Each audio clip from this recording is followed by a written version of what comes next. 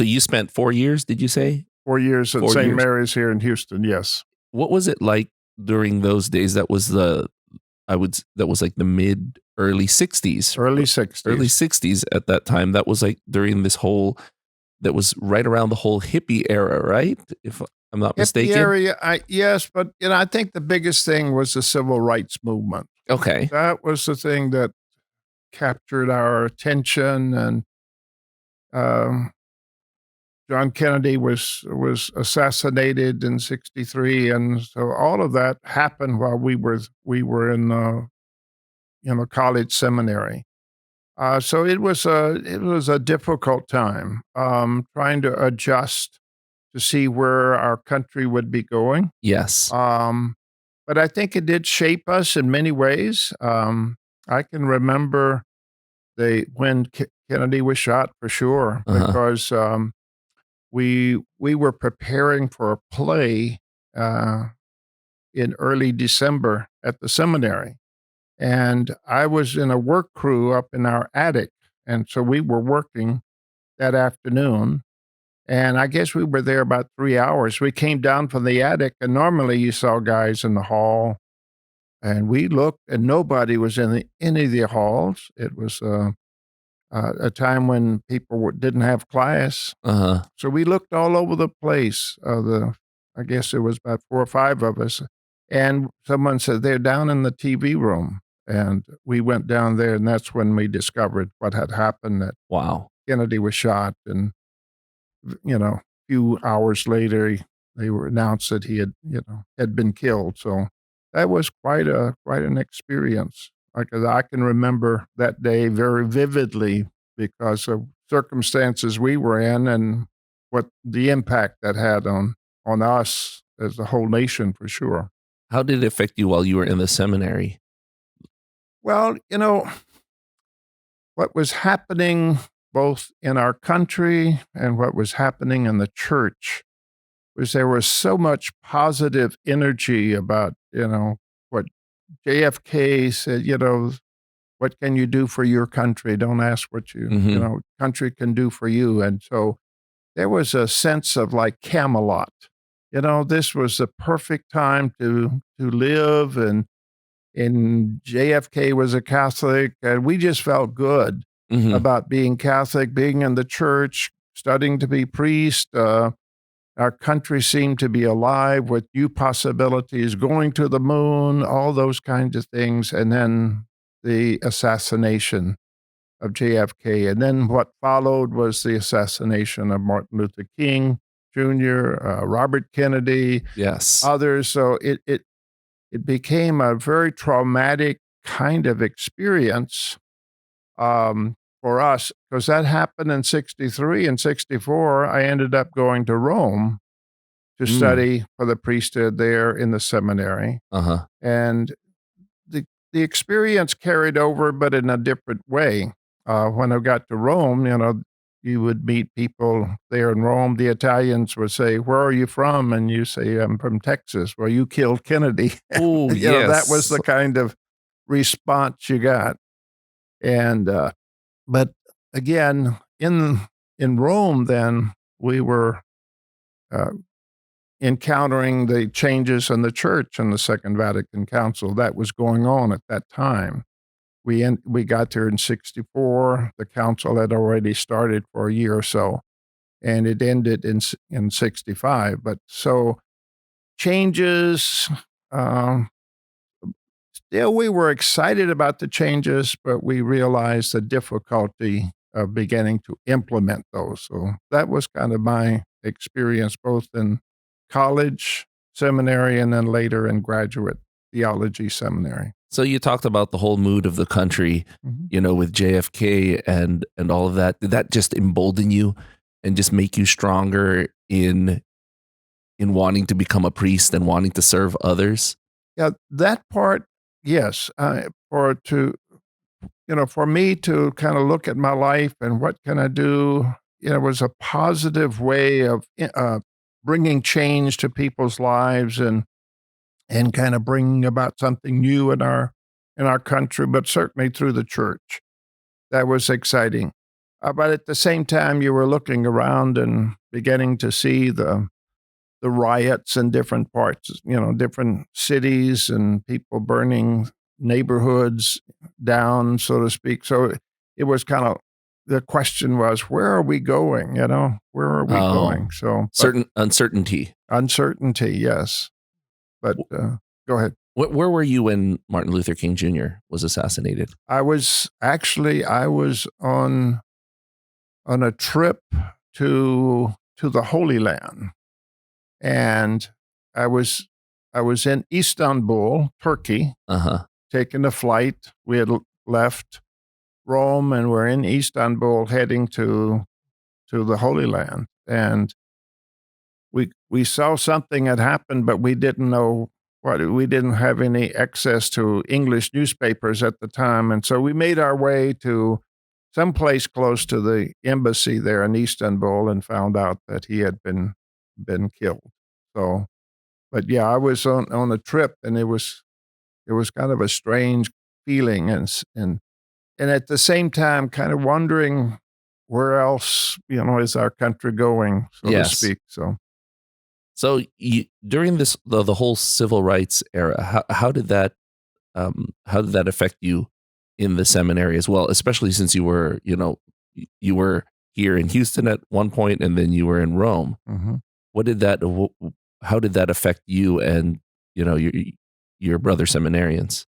I think it had a positive effect on seminarians at that time, at least for us, both in Houston and in Rome. And I think it was a commitment to work for changes in terms of respect for people of different cultures, certainly race relationships and so forth.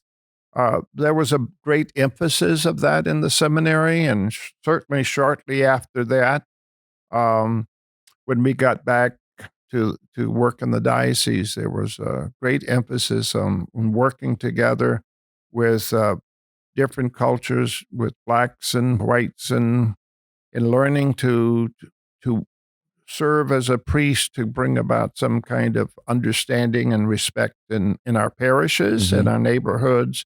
A lot of issues that involve more than just Catholics. We would work with Protestant ministers as well. So there was a great interest in that, and I think we felt that was our calling. And certainly, we had the encouragement of our bishop to be involved in social change, but in light of what the gospel tells us. So Of course, um, of course. So did you have brother seminarians who were black? one uh, seminarian. Actually, he was in my class, but he came in when I was going to Rome. So he had already finished college, and so he was in my class here in Houston Uh huh. when I went to Rome. His name was Cliff Ransom.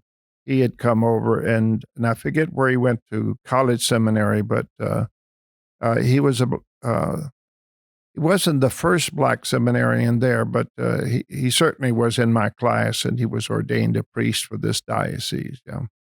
What about when you were in Rome? What was the attitude of people outside of the United States when it came to what was going on in the United States? Well, certainly the thing that caught the attention of most people in Europe was the Vietnam War, Mm, and so there would be protests in different cities, especially in the capital cities of those countries, of telling United States get out of Vietnam type of thing. hmm. Now I'm sure there was support for the presence of our armed services there, but it certainly wasn't the ones that you saw marching in the streets. And Uh so huh. when you went visiting different places, if they saw that you were American, sometimes that they would confront you. Why are you in Vietnam? But not anything that was made us feel you know insecure, not safe in that area. It was Uh just huh. a normal thing to make have protests in those days. Yeah, you see an American, you want to ask them, Yeah, what is your reasoning behind your government and all of right. that? So that I can't just it just blows me away everything that was going on in that decade. Oh, it's unbelievable. It's and that unbelievable. you were able to experience it as a young man, living through all of that JFK, Martin Luther King Jr., civil rights, and then Vietnam. Going back to the civil rights movement, what was Mm. the attitude in, outside of the country since you were in Rome? What was the attitude towards the civil rights movement in the US? I think for most countries, they didn't understand why that was an issue in the United States. And they did not have the experience that our country had of having black slaves who were freed and now trying to struggle to be accepted as, equal citizens in the country and so forth. They have people that are come in from outside, but they didn't have the numbers of, people that came from other countries, different languages or different cultures or different color of skin and so forth. Now they have that now, but Uh-huh. not in those days. And so I don't think they fully understood what was happening in our country. But I think they had a great respect, certainly for John F. Kennedy, Mhm. for what he stood for. They Mhm. had a great respect for Martin Luther King Jr. So it wasn't like that they condemned us for that. They were just kind of in awe that this country that they respected so much would be in this turmoil, if you would. And certainly the things that happen in neighborhoods and protests and people being arrested for protesting and all the things that went on. Yes, you kind of have to remind yourself that these were the days back before the internet, before cable television, before all of this mass media. So there wasn't a whole lot of information that you're bombarded with now. Back then, it was very limited what people knew about what was going on in other countries. So it's very interesting. Now, going back to that whole decade of the Mhm. 60s, were when I think of that decade, I also think about the music Yeah. and the great musicians that came out of that era. What were your favorites? Oh, okay. I'm sure. Not even sure I can remember that far back with the music. Uh, I can just remember in general the rock and roll and Uh-huh. Elvis Presley and people like that. But that was kind of an overflow from my high school days, and it continued.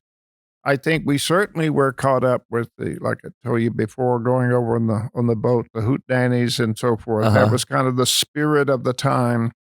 But all of that came to a halt, really, because much of that music led to a protest about the war in Vietnam Mhm. and we shouldn't be there, and so times were changing for sure. Okay, and so you're correct. I mean, living through the '60s was really significant, and I noticed the difference, of my generation, or especially of priests that have gone through that time. Mhm. We experienced the changes in the church through Vatican II.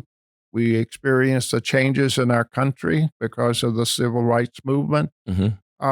But I think we also felt that we had a responsibility as leaders, not just in the church, but also in our community. So there was a lot more efforts on our part to get involved with ministers of other denominations and invest ourselves and try to make a change in our neighborhoods as well and bring about some kind of understanding. But certainly the shift of our perception of ourselves as Americans was significant there. And I think it marked us, and I think it still does mark us. When I talk to young people now, that civil rights is just something they read about in the history book, huh? Uh-huh. And or the changes of Vatican II, that's also old history. That's last century type of thing. We don't have to deal with that. But it shaped us considerably and still does shape my own vision of who I am as a priest, but who I am as an American citizen.